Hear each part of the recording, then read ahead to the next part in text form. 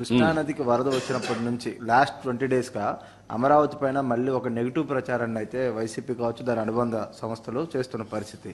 అంటే పర్టికులర్గా ఈ ముంపు ప్రాంతంలో రాజధాని అవసరమా, చేయడానికి లక్షల కోట్లు ఖర్చు పెట్టాల్సిన పరిస్థితి, ఈ టైప్ ఆఫ్ వర్డ్స్ వైసీపీ నేతల నుంచి పర్టికులర్గా వస్తూ ఉన్నాయి.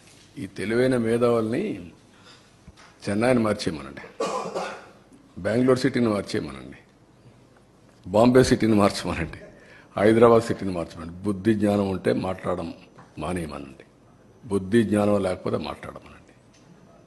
మీ ఇంటి మీద నీళ్లు వస్తాయని ఆకాశంలో పోతావు, నువ్వు ఇంటికి నీళ్లు రాకుండా చూసుకోవాలి.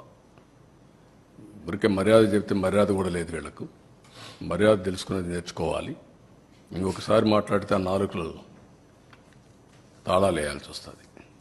వాట్ నాన్ సెన్స్, ఏంటి తమాషగా ఉంది. ఇన్నింటి వాస్తవాలు లెక్క పెట్టుకుంటూ రాజకీయం కోసం అసహ్యమైన రాజకీయాలు చేస్తారా మీరు? కకృతి రాజకీయాలు పడతారా మీరు? మాట్లాడేవాళ్ళు లేరని మీ ఇష్ట ప్రకారం మాట్లాడతారా? విషయం కక్కుతారా? ఎందుకంటే విషయం కక్కడం, విశాఖపట్నం ఉదేమైంది? నేను పులివెందుల్లో పెడితే ఏమవుతుంది? తిరుపతికి ఫ్లడ్ రాలేదా? ఏ సిటీ సేఫ్? ఏ సిటీ సేఫ్? నెల్లూరు రాలా? What are you talking? Krishna Godavari ఎక్కడుంది? రాజమండ్రి ఎక్కడున్నాయి? కర్నూలు ఎక్కడుంది? మోస్ట్ అప్పర్ రీచ్లో ఉండే కర్నూలు ఏమైంది? కర్నూలు కొట్టుకుని పోయే పరిస్థితి లేదా?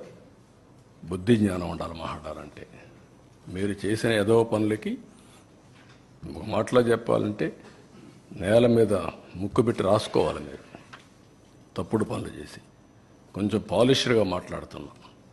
పాలిష్డ్గా మాట్లాడితే వాళ్ళకి ఎక్కదు. ఎక్కని వాళ్ళకి ఏం చేయాలో కూడా చేసి చూపించాల్సిన అవసరం ఉంది. అదే జరుగుతుంది రేపు. మొన్న చూశారు మీరు, అక్కడ పోతే వీళ్ళని ఏం చేశారు. అదే జరగాలి ఈ రాష్ట్రంలో. కనీసం దిగారంటే మీరు నీళ్లలో. ఈస్ట్ గోదావరి జిల్లాకు పోతే రోడ్డు మీద తిరిగి మీరు వస్తే మీకు బాధలు తెలుస్తాయండి. మీకు నీళ్లల్లో దిగనవాడు, బురదలో దిగేదానికి నీకు ఆలోచన చేసేవాడు, నువ్వు ప్రజాసేవ పనికొస్తావు. నువ్వు అంటే ఏమనుకుంటున్నారు మీరు? అంటే ఏది చెప్పినా నమ్మేస్తారని అజం ఆ పేపర్లు పెట్టుకొని, తప్పుడు పేపర్లు పెట్టుకొని తప్పుడు ప్రచారాలు చేసుకుంటూ బతికిపోవాలనుకుంటున్నారు. ఆ ఆటలు సాగవు. అది గుర్తుపెట్టుకోమని హెచ్చరిస్తాను. అందుకే ప్రజలు కూడా 11 సీట్లు ఇచ్చి ఏ విధంగా తీర్పు ఇవ్వాలని ఇచ్చారు. That it self is an indication.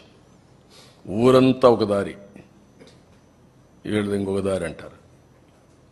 ముసలివాళ్ళు అంటే నడవలేని ముసలివాళ్ళు పెన్షన్ డబ్బులు తీసుకొచ్చి ఇచ్చి ఒక నెల నాకు పర్వాలేదు, లేకుంటే 4-5 నెలలు సేవ్ చేసుకున్నాను, ఈ డబ్బులంతా ఇస్తానని చెప్తే బుద్ధి జ్ఞానం ఉందా మీకు? ఎంత రెస్పాన్స్ అండి? వై పీపుల్ ఆర్ గివింగ్ అంటే అమాయకులు వాళ్ళు. ఒక విపత్తు వచ్చినప్పుడు ప్రవర్తించవలసిన తీరది. వాళ్ళు మనుషులు. నువ్వు మనిషి కాదు కాబట్టి, ఈ పార్టీ మనుషులు కాదు కాబట్టి ఇష్ట ప్రకారం మాట్లాడుతున్నారు. మానవత్వం లేకుండా మాట్లాడుతున్నారు. పుండు మీద కారం చల్లెట్టు. పార్టీ తరపున అనౌన్స్ చేశారు అమౌంట్.